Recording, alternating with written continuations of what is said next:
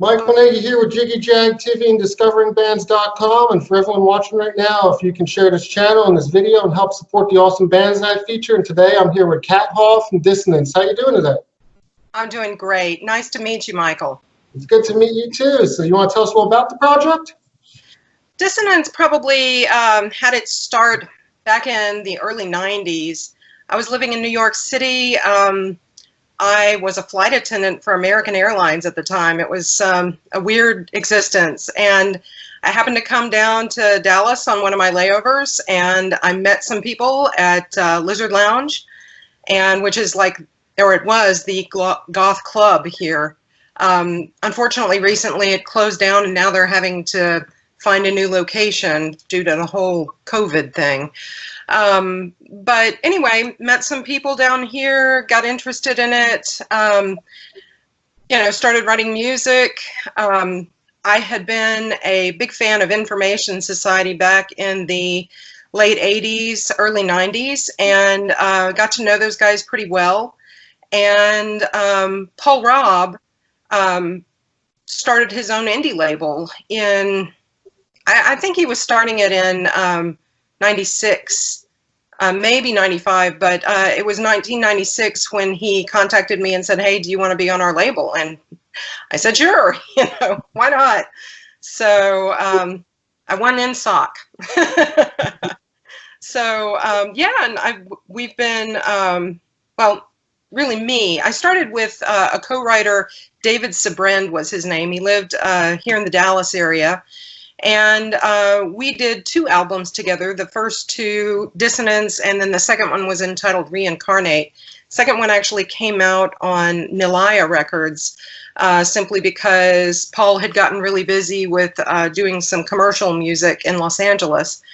And then after the second album came out, we just kind of took a hiatus.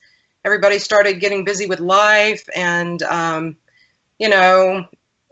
careers happened, and I pretty much fell out of the scene until around 2015, when I reconnected with my friend Kurt Larson and from Information Society, and started talking about music.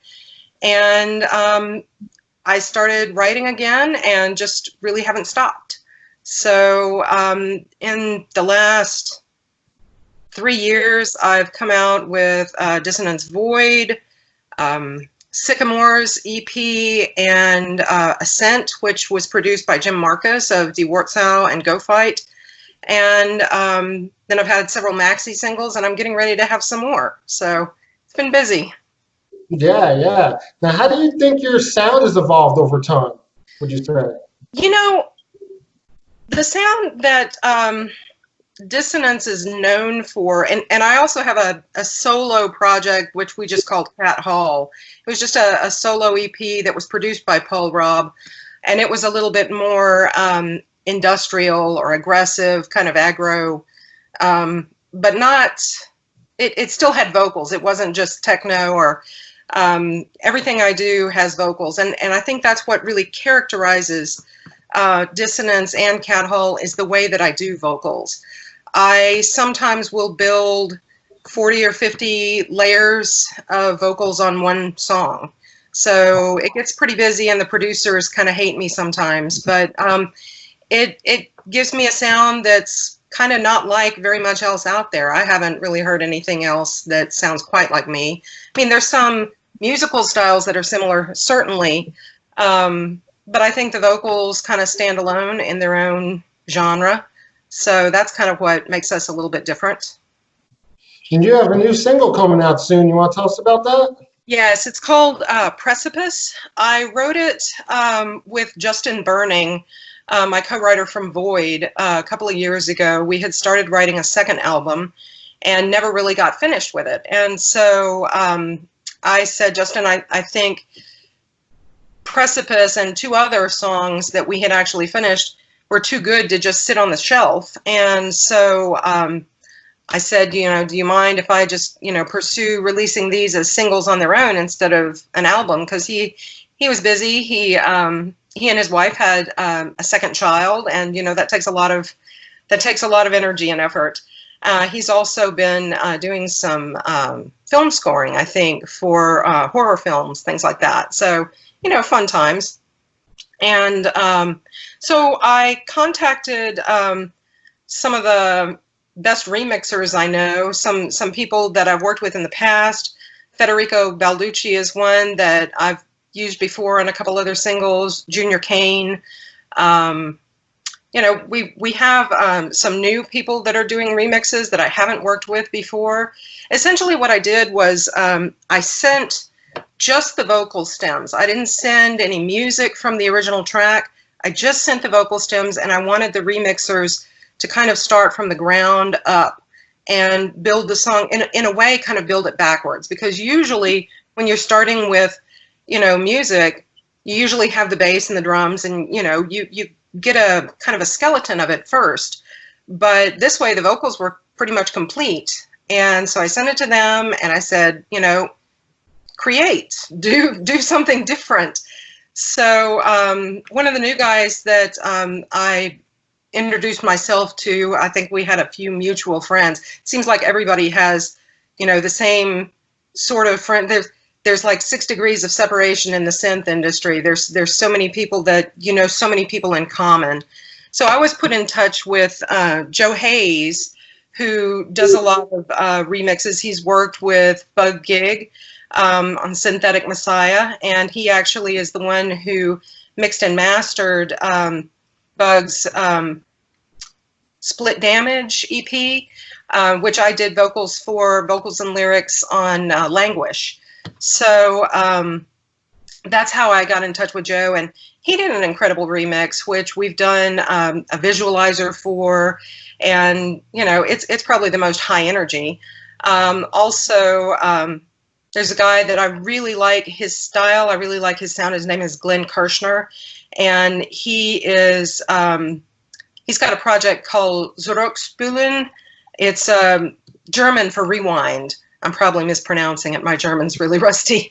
But anyway, he does really, really excellent production, and it all kind of has a retro flair about it, which is why his project is called Rewind, because it's kind of like, you know, looking back, and he does it really well. And it sounds, even though it is nodding to the style of retro music, it has its own, what do you call it? I guess it has its own time right now. So it's contemporary in its own way. And so he's done a few remixes. I've also worked with Eric D. Smith, who did some really interesting stuff. Tony Green from Accept Europa. Several other people I'm sure I'm neglecting to remember everyone, but there was a lot of remixes. I think we've got maybe, and Bug did a remix also, although not for Precipice. He's done a remix for one of the other singles that I've got coming out this summer. There's going to be 3. I've gotten confused. I've confused myself in my own mind. Anyway, the remixes, there's about, I think there's 7 on the first maxi single. So it's almost a mini album. Back in the day, when vinyl used to be the thing in clubs, there was the maxi single. And I was a huge wax collector, and I loved, you know, I grew up in Shreveport, Louisiana, and the big thing for me when I was in high school was to take a road trip with my friends to Dallas, which is basically where I live now. And we would go to these record stores that were really obscure, VVV and Oaklawn Records. And they, I think the guy from MC 900 Foot Jesus worked at one of them. And I was just introduced to so much interesting indie club music, you know, underground stuff. It was just incredible. So I loved the format. I loved having like multiple remixes of the same song. A lot of people are like, what? It's the same song, but you know, it can sound completely different. And so you can have, like I'm getting ready to release, you can have a whole album of the same song, but everything sounds different. So I like the different interpretations, and I really like working with different co-writers and producers. So it's been a really interesting ride for me. I really enjoy kind of getting out there. You know, previously when I worked with David, my first co-writer, and we did the 2 albums, and it was great having a structured band, and we did some gigs. We used to play in Deep Ellum, and you know, we were on the club circuit. We didn't really tour. We were more of a studio entity, but you know, we had the band format. And now I really don't so much. It's really just me. I'm the constant denominator. It's just me, and then whoever happens to send me some music to work on. So, and I get lucky pretty frequently because the stuff that I get has been really good, really good. So, very excited about what's coming out. Yeah, yeah. Do you think yourself that you'll do another solo EP down the line? I don't know. I've been kind of, it seems like everything that I do has kind of merged into Cat Hall / Dissonance. So I really don't draw a line between them anymore. I do want to work again with Paul Robb as a producer if he has time. He's a very busy guy, still doing new material for Information Society, still, you know, working in the commercial industry.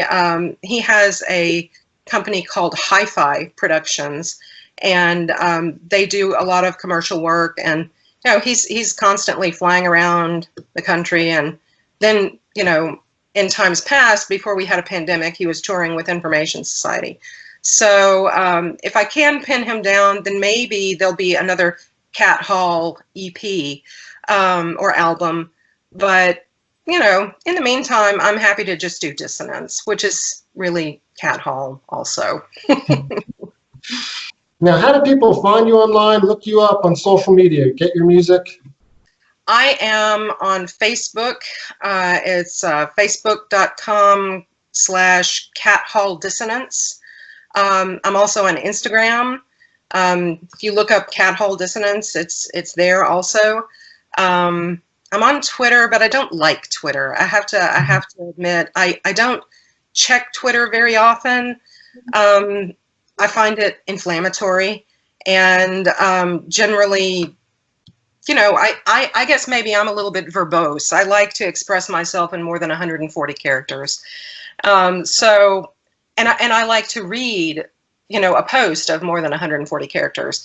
So I never, maybe it's my age, maybe I'm just too old for the Twitter generation. It's not something that really speaks to me. But that's okay. You know, I don't think I'm missing out on terribly much. I have recently been dragged into YouTube. I never really used YouTube very much. I had maybe 2 or 3 things. You know, every time we've got, Hack Attack is a small indie label, but they've got great distribution. They work with The Orchard. And so everything that comes out that is released gets automatically put up on YouTube, which is great. You know, it's less work for me. And so that kind of has been how my existence on YouTube has been, very impersonal and very just chunk. Here's, you know, here's your singles or your album with just the main picture, you know, just kind of boring. But I guess it was for my Ascent album, a friend of mine, Chris Anthem Wozniak, did a video for one of my tracks called Drive. And so that was really actually the first music video that I had done. And it's actually me, you know, my face. And it's pretty interesting. It turned out pretty well. So we've added a couple of more things. There's been a couple of people that have done visualizations for me. And I also was lucky enough to get Kurt Larson to do a video for this single that we did together, Poison Kiss, on my Ascent album. So he's actually featured in that video with me, and it was produced by Zeke Prebluda, who is the Information Society video guy. So awesome work, and I'm really, really privileged to know those people. It's been really a dream being able to work with them. And, you know, because to me, I mean, I was a huge fan of NSOC. And so to get to work with my heroes has been a lot of fun. Yeah, that's awesome. Your new single coming up, are you going to have a video for that too? Well, so far, right now I just have a visualization, but I might have one in the bag. If not for this one, then maybe the next one. I'm doing some more work with Chris, and I'll just put it out there. If anybody is interested in doing video work, contact me because I could use some more videos. I have some more releases. So, you know, if anybody is inclined, otherwise I'll actually have to do some legwork and find some people. And can you give any details about the music coming up after, later on, or? Yeah, the two singles that are also that are going to be following Precipice. One is called Trials, and it's going to be in the same format, another maxi single, again with about 6 remixes, and then I'm following it up with a third called Ephemeral, which is it's a very personal piece for me. I wrote it after my parents died, and it's probably, I think it's actually one of the most beautiful pieces of music that I've ever composed, vocally speaking. It's got several layers. It's 3-part harmonies. And I think in some parts it has 4-part harmony. And it's a very emotional song, very emotional. So I'm very proud of it. I think it turned out beautifully. So those are the two immediate ones that are coming up after that.